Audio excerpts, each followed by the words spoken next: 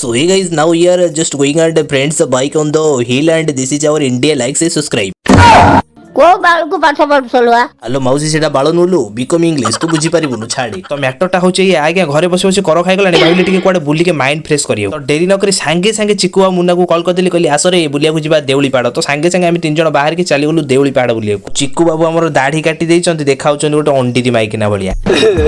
ତାପରେ ପାହାଡ଼ରେ ପହଞ୍ଚିଲା ପରେ ମୁନା ଗାଡିରୁ ସିଧା ଡେଇଁକି ଚାଲେ ଘର ଉପରକୁ ଆଉ ତା ପଛେ ପଛେ ମୁଁ ବି ମଧ୍ୟ ଚାଲିଲି ଆଉ ଆମେ ଦି ଜଣ ଉପରେ ପହଞ୍ଚିଲା ବେଳକୁ ଚିକୁ ବାବୁଙ୍କର ଦେଖା ନାହିଁ ଆରେ ଚିକୁ ବାବୁ କୁଆଡ଼େ ହେଲେ ଓ ହେଇପା ଆସୁଛନ୍ତି ଆରେ ଜଲ୍ଦି ଆସ ଫାଇନାଲି ଏତେଟା ପାହାଚ ଚଢ଼ିବା ପରେ ଆମେ ଘର ପୁରା ଉପରକୁ ପହଞ୍ଚି ଯାଇଥିଲୁ ଆଉ ଲୋକେସନଟା ଆପଣମାନେ ଦେଖିପାରୁଥିବେ କେତେ ସୁନ୍ଦର ମାଲପିଆକୁ ପୁରା 1 ନମ୍ବର ଲୋକେସନ ମାଲପିଆକୁ 1 ନମ୍ବର ଲୋକେସନ ମାଲପିଆକୁ 1 ନମ୍ବର ଲୋକେସନ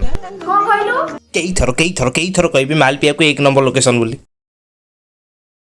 ଏ ନାନୀ ଲୋକ ପାଖ ଦେଖୁଛନ୍ତି କାହିଁକି ହଉছিল ମଜାରେ କହିଲ ମଜାରେ ଆଉ ଗୋଟେ ଇଏ ଛପରି ଯୁଆଡ଼େ ଯିବ ଖାଲି କହିବ ଫଟୋ ଉଠା ଦେଖୁନାହାନ୍ତି କୋଉଟା ପୋଜ ଦେଇକି ଠିଆ ହଉଛି ତମ କ'ଣ ଭାସ୍କର ବାଲା ନା ଓଟି ବାଲା ଖାଲି ତୋର ଫଟୋ ଭିଡ଼ିଓ ଉଠେଇବି ତାପରେ ଆଜ୍ଞା ମୁଁ ଭାବିଲି ଏଇଠୁ ଡେଇଁ ପଡ଼ିକି ସଫା ହେଇଯିବି ତୁ କାଲି କହୁଛୁ ମରିଯିବି କ'ଣ ତୋର ହେଇଛି କି ଆଉ କ'ଣ କହିବି ସୁରଜା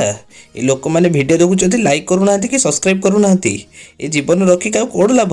ଭାବୁଛି ମରିଯିବି ଆଉ ନ୍ୟାୟ ମତେ ଆଉ କିଏ ଦବ